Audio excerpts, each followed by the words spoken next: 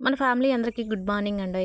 నా చిన్నప్పుడు పెళ్లి కాకముందు, పెళ్ళైన కొన్నాళ్ళ వరకు ఇలా కొన్ని సంవత్సరాల క్రితం అనుకోండి, ఎక్కడైనా పెళ్ళిళ్ళు, ఫంక్షన్లు, ఊరికెళ్ళే ప్రయాణాలు ఉన్నాయంటే రేపు వెళ్తాము, రేపు ఫంక్షన్ ఉందంటే ఈరోజే గోరింటాకు కోసుకోవటం, పూలు కట్టుకోవటం, అంటే మన ఇంట్లో పూలు ఉంటే కోసుకొని పూలమాల కట్టడం, లేదా మన ఇంట్లో లేవంటే మన చుట్టుపక్కల వాళ్ళ ఇళ్ళకి వెళ్ళి కోసుకొచ్చుకోవటం ఇలా చేసేవాళ్ళం.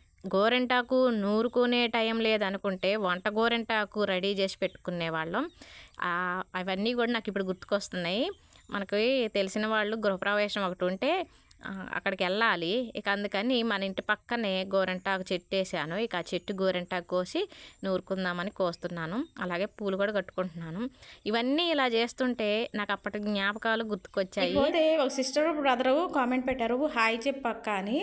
స్వప్న అనే సిస్టరు, రాజ్ అనే బ్రదరు, హాయ్ అమ్మా.